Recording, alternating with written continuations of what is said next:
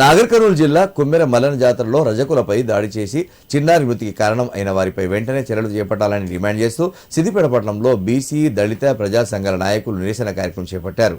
ఈ సందర్భంగా సామాజిక ప్రజాస్వామ్య సమాఖ్య చైర్మన్ పోచబోయిన శ్రీహరి యాదవ్ మాట్లాడుతూ మల్లన దర్శనం కోసం వెళ్లిన చాకలి చంద్రకళ కుటుంబాన్ని అడ్డుకొని వారిపై దాడి చేయడమే కాకుండా చిన్నారి మృతికి కారణమైన వారందరినీ కఠినంగా శిక్షించాలన్నారు.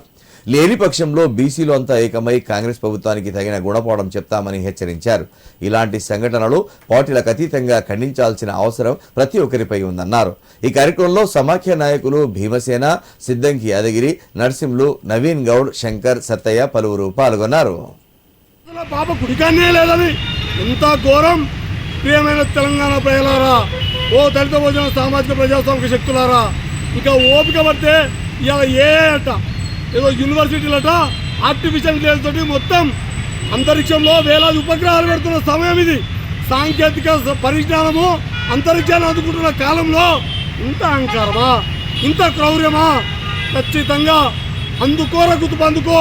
ఈ దొంగల ధర్మే తందుకని ఎక్కడికక్కడ సామాజిక ప్రజా సంఘాలు గుర్తుపందుకొని అక్కడ తరిమితే తప్ప మన స్వయంగా నిలబడదు, ప్రజాస్వామ్యం నిలబడదు. సోషల్ ప్రజాస్వామ్యం, సోషల్ డెమోక్రసీ కోసం, సామాజిక ప్రజాస్వామ్యం కోసం ఈ సామాజిక సకల చేతి వృత్తులు, ఉత్పత్తి సేవాకులు ఐక్యమై ఈ రాజ్యం ఇట్లే వ్యవహరిస్తే, ఇట్లే కుల కోణంలోంచి కుల దురహంకారంతో, కుల స్వభావంతో వ్యవహరిస్తే ఖచ్చితంగా మనమంతా దండుగట్టి ప్రతిఘటించాలని ఈ సందర్భంగా పిలిపిస్తూ ఇలా సిద్దిపేట పట్టణంలోని అనేక దళిత భోజన ప్రజా సంఘాలు, బీసీ కుల సంఘాలు, రచయితలు, కవులు, కళాకారులు, ఉద్యమ సంఘాలంతా కలిసి ఈ వేదిక నుంచి ఈ భారత రాజ్యాంగ నిర్మాత భారతరత్న బాబాసాహెబ్ అంబేద్కర్ సాక్షిగా చెప్తున్నాం. మీరు కనుక 24 గంటల్లో నిందితులని అరెస్టు చేసి 302 సెక్షన్ హత్యా నేరం కింద అరెస్టు చేసి శిక్షించకపోతే నేరుగా ప్రజా సంఘాలే వాళ్ళ కుటుంబాల ఇంట్లో ముందు చాకలి బిడ్డను చంపినందుకు ప్రతి ఇంటి ముందు చాకిరావు పెడతాం. చాకిరావులో బట్టలు మాత్రమే కాదు, మీ మురికి మెదలను కూడా ఉతుకుతామని సందర్భంగా హెచ్చరిస్తున్నాం.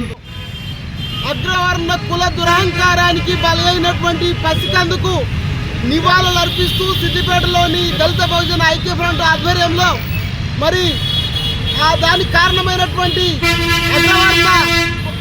అగ్రవర్ణాలు ఎవరైతే ఉన్నారో వాళ్ళందరినీ కూడా కాపాడుతున్నటువంటి రాజ్యాన్ని, వారికి వత్తాసు పలుకుతున్నటువంటి నాయకత్వాన్ని మరి ఖండిస్తూ వెంటనే వారిని అరెస్ట్ చేయాలి, వారికి తగినంత శిక్ష పడాలి. వెంటనే మరి అందరూ కూడా దీనికి స్పందించాలని సవినయంగా కోరుతున్నాం.